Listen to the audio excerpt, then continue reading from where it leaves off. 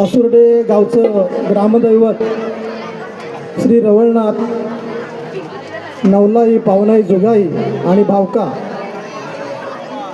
तुम्हा सर्वांचं असुर्डेवासियांचं कौतुक आहे की सर्वांनी श्रमदान घरोघरी वर्गणी काढून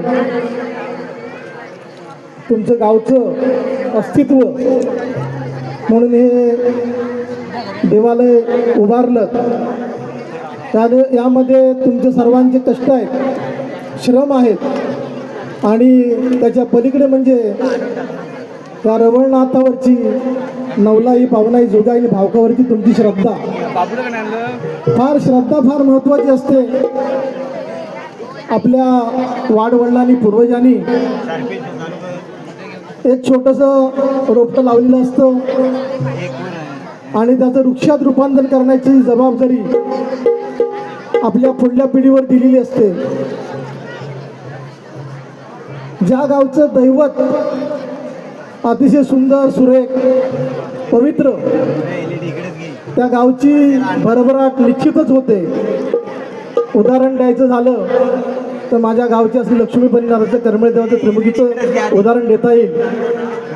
तुमच्या गावची एकजूट फार महत्त्वाची आहे.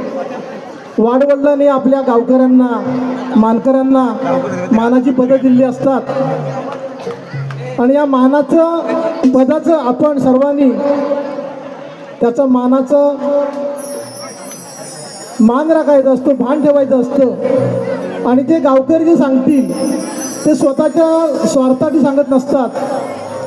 जे परंपरेनं जे आलेलं आहे आपलं ते आपण पुढे चालवायचं आहे. त्याच्यामध्ये नवीन नवीन जसे बदल घडतील त्या परंपरेला छेद न देता त्याच्यामध्ये थोडेफार बदल करायला हरकत नाही. आताची पिढी उच्च शिक्षित झालेली आहे, घरोघरी चांगले ग्रॅज्युएट मुलं झाले आहेत, इंजिनियर झाले आहेत, घराघरात डॉक्टर होत आहेत. पुढची पिढी शिकते, त्याच्याप्रमाणे थोडेफार बदल करायला हरकत नाही. पण जो आपल्या परंपरेचा ढाचा जो आहे त्याला कुठे नाही, त्याची आपल्याला सर्वांना काळजी घ्यावी लागेल. पुराणामध्ये प्रत्येक देवतेची महती वर्णिलेली आहे. आज सायन्स सुद्धा म्हणतंय की ध्यानधारणा करा, शांत बसा. कारण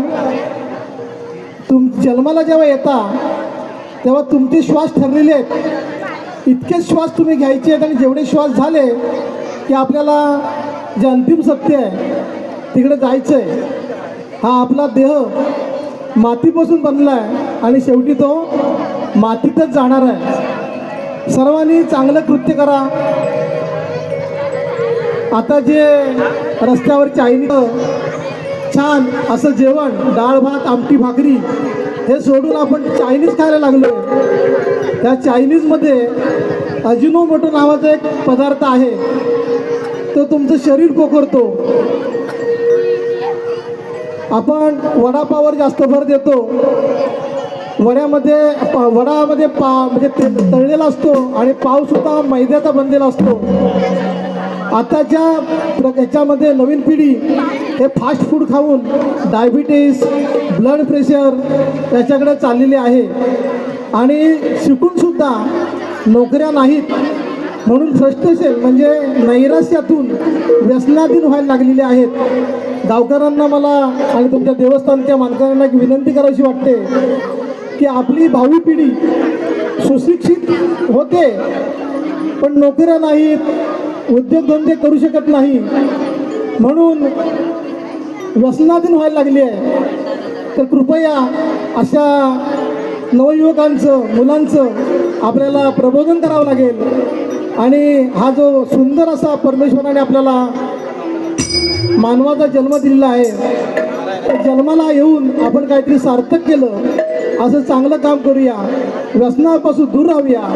आणि देवस्थानमध्ये कुठल्याही प्रकारचं राजकारण न आणता, कारण गावामध्ये प्रत्येकाला वेगवेगळा पक्ष असू शकतो, प्रत्येकाचं मत वेगळं असू शकतं. पण देवाच्या ठिकाणी आपलं सर्वांचं एकच मत, असं सर्वांनी एकत्र तुम्ही नांदा आणि हे तुमची जी परंपरा आहे ती परंपरा अव्याहतपणे निरंतर चालू ठेवा.